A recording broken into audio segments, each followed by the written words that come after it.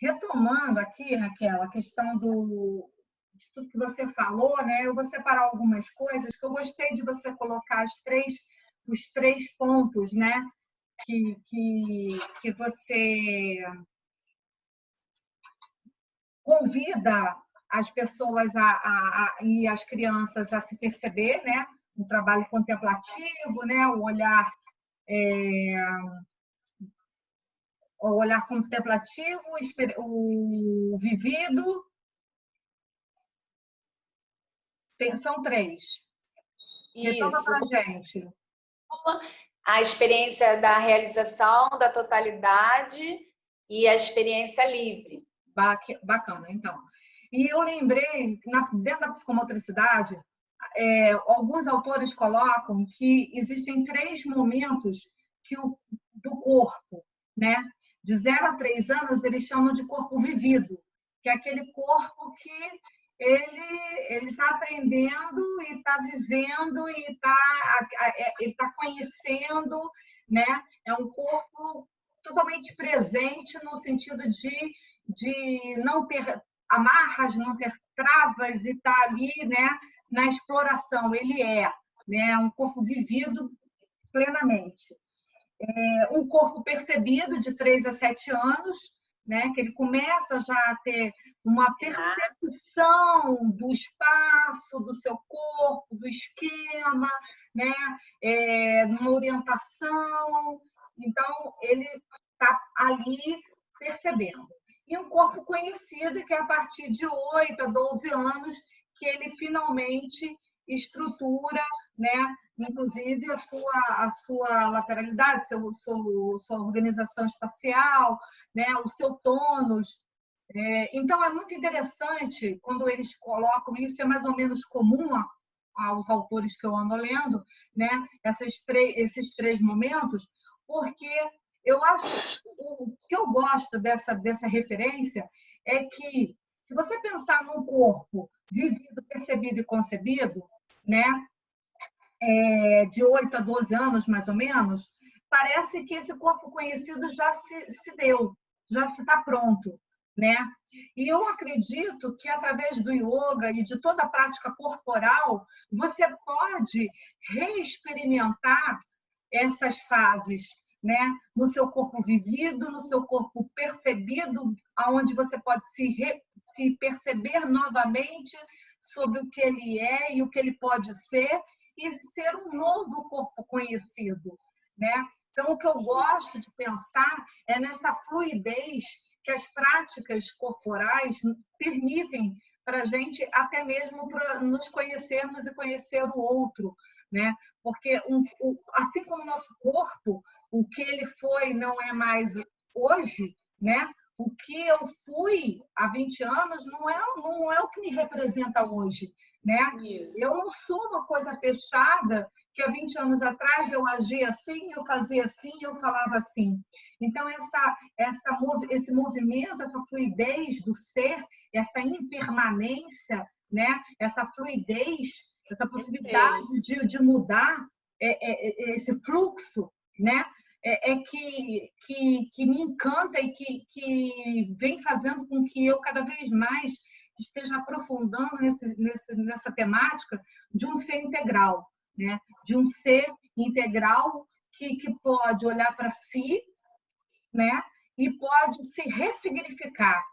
E o corpo, como psicomotricista, ele tem um papel fundamental nessa ressignificação, né? Então, a gente trabalha muito a psicomotricidade com criança, mas tem psicomotricidade com adulto, né? Onde essa ressignificação corporal pode acontecer nesse corpo vivido, corpo percebido e corpo conhecido, que está em mudança, né? Então, isso é muito bonito, eu acho isso muito bacana, porque a gente fala desse desejo, né? Porque a gente só entra nesse estado de se colocar no nosso corpo, numa yoga, numa terapia, numa psicomotricidade, em qualquer coisa que você esteja, para você estar mesmo, você tem que ter abertura, né? Senão o negócio não acontece, né? Então, o desejo, é ele que vai mover e vai possibilitar mobilizar essa energia para continuar esse processo, embora seja muitas vezes doloroso, cansativo, com respostas a longo prazo, né? Porque essa memória, assim como a gente pode, e a gente tem uma memória de tensão, né? Uma tensão aumentada, que é o estado que a gente chama de hipertonia, um corpo que não relaxa, né? A gente ou tem dificuldade melhor dizendo, né? Tem dificuldade de relaxar. Você tem também mecanismos de aprendizagem para levar para esse corpo começar a sentir as situações de forma diferente, aonde esse próprio corpo pode aprender a lidar, a reagir às coisas de forma diferente, porque ele está sentindo, ele está vivenciando uma nova experiência, um novo estado tônico, né? Onde ele pode aprender uma regulação tônica para reagir frente às adversidades. Então, o corpo, para mim, hoje, ele é algo, e quando eu digo corpo, é tudo, né? A mente ela não está separada do corpo, né? Ele hoje é o grande veículo dessa fluidez e desse encontro consigo, né? Para lidar com isso e regular esse estado tônico em busca de um relaxamento no sentido de que tudo está, né? No sentido de entrega mesmo, né? De manifestação, de se apropriar, de se pertencer, de se caber dentro desse corpo. E a gente tem que pensar esse corpo não como um tipo de corpo, são corpos. Exatamente. São diferentes corpos, diferentes fases, diferentes seres que habitam corpos diferentes. Exato. A gente não pode entender o corpo como um modelo de fora para dentro. Então, é disso que a gente está falando. Dentro do yoga, eu trago uma palavra que vivencia esses aspectos que você falou, do corpo vivido, do corpo percebido, né? E o outro corpo reconhecido, que é a palavra saucha, que é um dos niyamas do yoga, que é o estado de pureza. É como se você trabalhasse sempre essa memória da consciência primeira, do primeiro nível de preenchimento dessa realidade física, mas baseado na sua essência. Então, você consegue vivenciar esse saucha no estado de pureza, que é muito próprio da criança. Uhum. E o estado de contentamento, que é santosa, que também é um niyama, que quando a gente dança livremente, quando brinca, pula, você reconhece experiências que se unificam, que é Sim. O corpo entra no seu estado de alegria. Sim. É um estado da natureza do corpo, que basta você se mexer e você, nossa, como eu estou bem. Uhum. E da alma, Sim. que também o seu estado de natureza é a alegria. E a criança, ela vivencia isso como potência em todas as suas fases. Quando ela chega nesse corpo reconhecido, se ele se torna rígido, dependendo do seu contexto de educação, de formação, de condução cultural, ele realmente vai se enrijecer e o corpo vai deixar de se manifestar na sua propriedade, na sua capacidade potente que ele é, né? Eu acho que eu gostei dessa parte porque tem um pouco de poesia também. E eu falei assim, puxa, isso é tão parecido com a Raquel. É assim, se pensarmos que respirar é a primeira coisa que fazemos quando nascemos e a última antes de morrer, talvez nós nos apercebamos da importância de uma boa respiração. E nós, em português, temos a palavra perfeita. Dizemos inspirar, para descrever a entrada de oxigênio nos pulmões e no corpo, que melhor inspiração do que esta? Está implícita na origem da palavra a conexão direta com o espírito. Talvez poucos tenham tomado consciência da beleza desta palavra neste significado. Inspiração. Etimologicamente, inspirar vem da palavra latina inspirare, trazer luz ao cérebro. A ideia de que, através do ato de trazer ar para dentro, nos inspira e dá vida, torna esta palavra muito especial. Ao inspirarmos, estamos a trazer oxigênio para os pulmões, estamos a dar ao nosso corpo, ao mesmo tempo que, figurativamente, nos inspiramos e damos luz ao espírito. E não é a iluminação o objetivo final? Esse é da Filipa Veiga. Eu ainda não percebi, mas a princípio não está claro aqui. Ela parece ser portuguesa, mas viveu em Macau, depois foi para a Índia, né? E hoje ela se dedica ao yoga. E eu fiquei pensando, né, que eu acho que isso traz um pouco da reflexão que você falou lá na frente, dessa espiritualidade, né? Não como uma religião, mas de um encontro com algo maior, que essa pandemia acabou nos levando para quem está aberto ou nos convidou a pensar sobre isso, né? E inspirar, né? Trazer vida. Você falou isso também, né? É impossível estar vivo e não respirar, né? A gente nasceu, respira. E é o que ela fala, nasceu, respira, inspira, morreu é a última coisa que você faz, né? Então, eu queria que você falasse um pouquinho sobre essa questão da energia. Você tem até no seu canal um videozinho sobre respirar-te da borboleta, não é isso?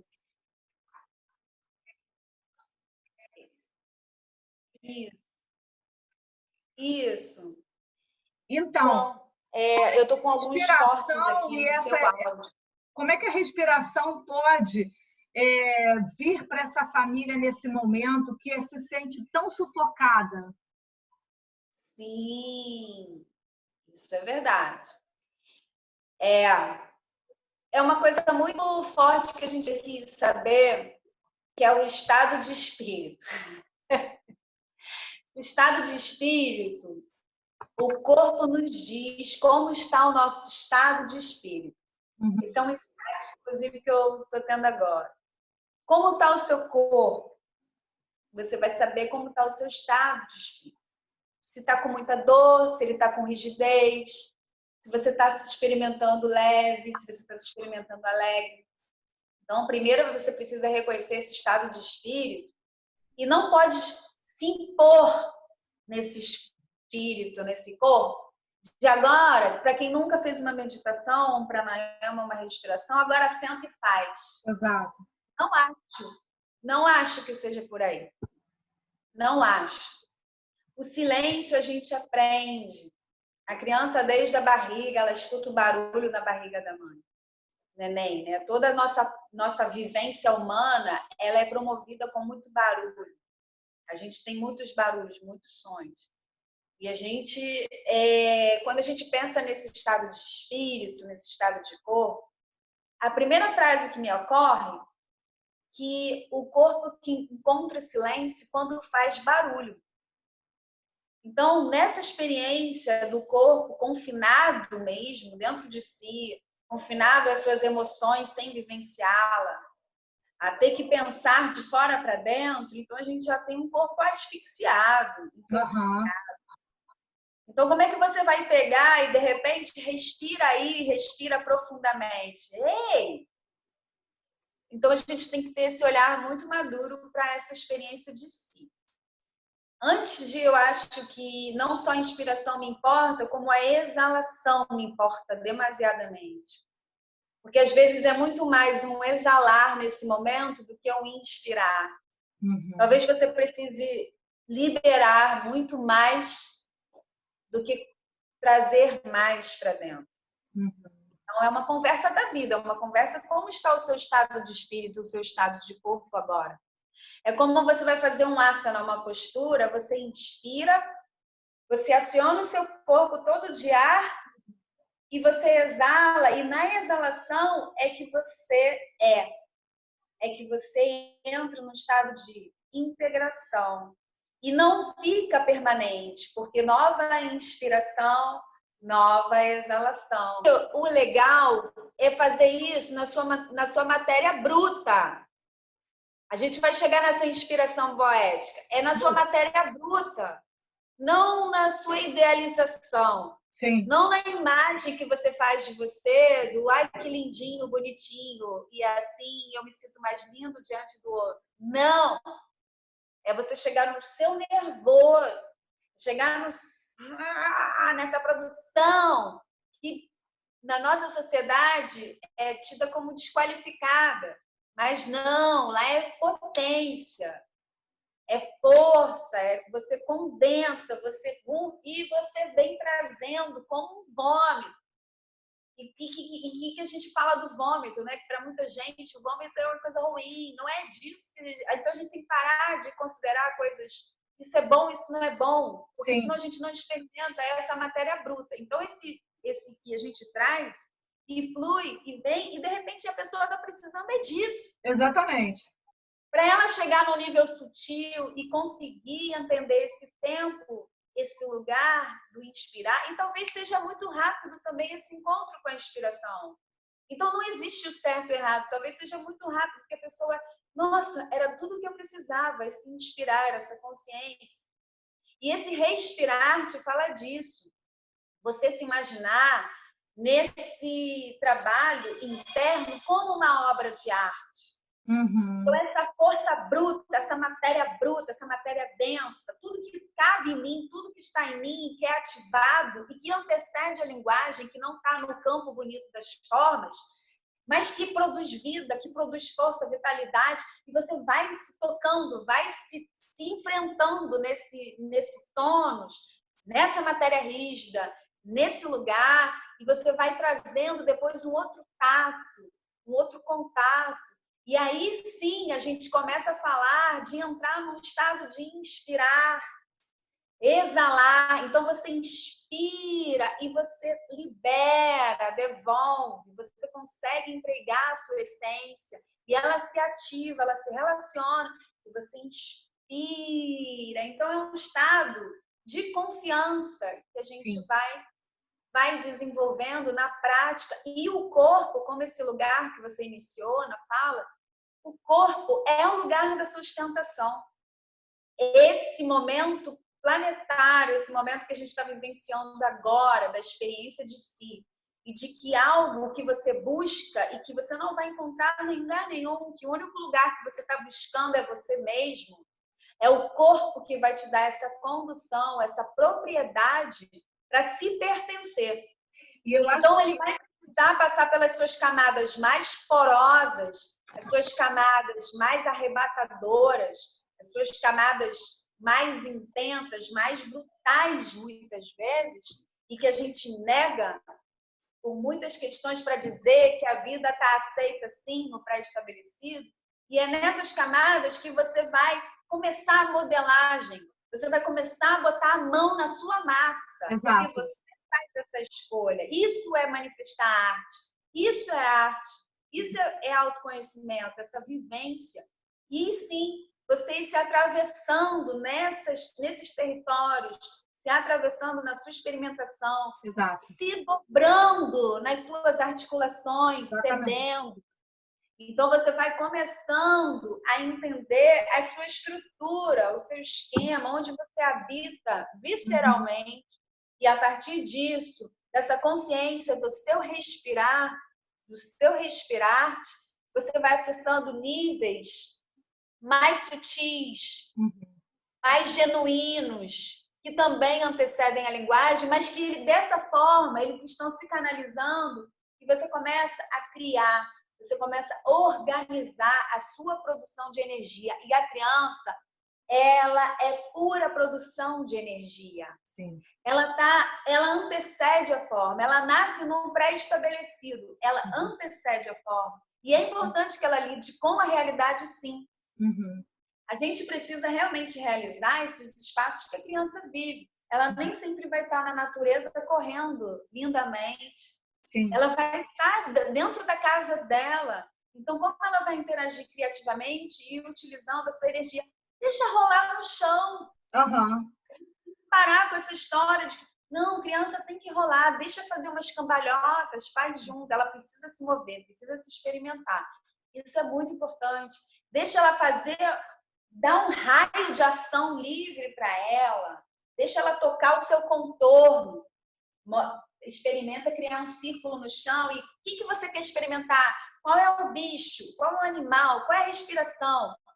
Então, são muitas diferenças, assim, são muitos pranayamas, muitas formas de respirar. Isso eu entendo bem nesse momento agora, conversando com você, porque são muitos corpos e são muitas diferentes energias, são muitas graduações de energia para a gente chegar e achar que existe só uma forma de respirar. Exatamente. Uma maneira de interagir.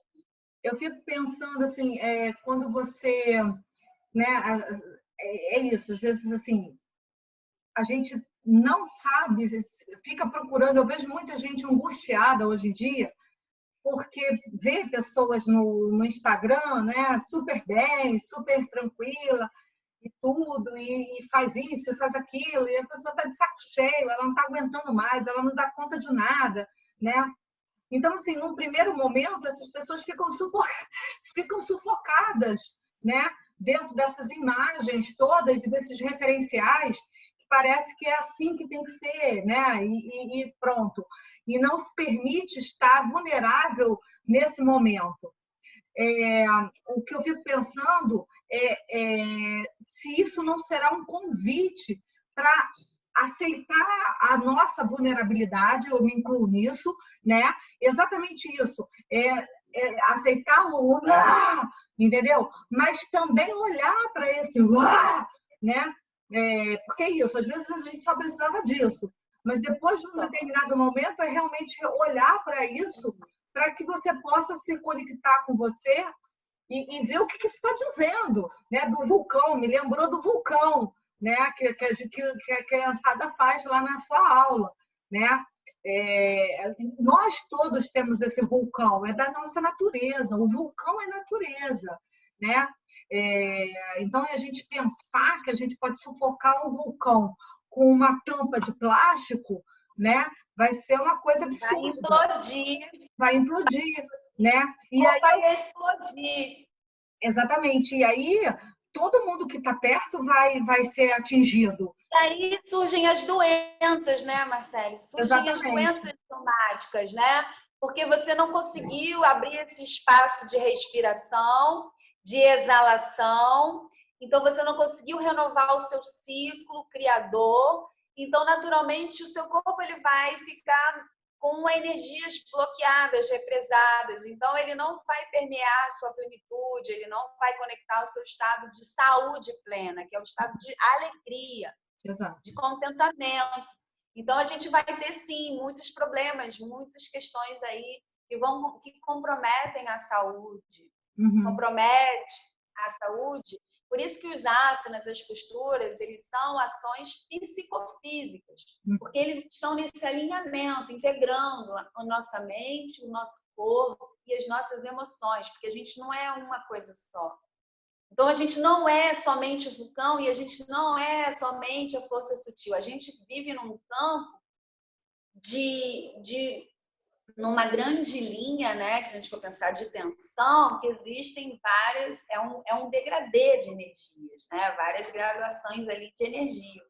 Então, onde você está faz parte do seu processo de se caber e de se aprimorar. Isso é espiritualidade para mim. Esse aprimoramento do seu ser, onde ele está, como ele está, e olhando com muita verdade. Isso sim traz o aspecto que você falou da vulnerabilidade, da fragilidade, sim.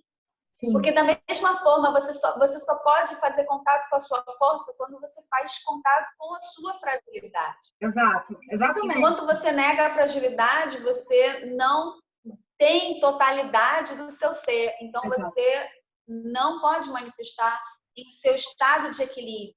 Uhum. Equilíbrio é a base da força. Uhum. O equilíbrio e a força conversam. Quando você Exato. faz uma postura ou um asana, você precisa trabalhar com a força e com o equilíbrio. Porque senão você sobrecarrega uma parte do seu corpo e você desaba. Você precisa acionar o equilíbrio e você precisa saber para onde está fluindo a energia para entrar nesse espaço de equilibrar, de compensar aquela sua estrutura, aquela sua forma na postura. Então, tudo isso que ocorre no yoga, seja na respiração, seja nas posturas, eles estão falando muito numa forma ampla de linguagem do que a gente já sabe ou pensa que sabe. Então, a gente entra num processo de criação de novas possibilidades.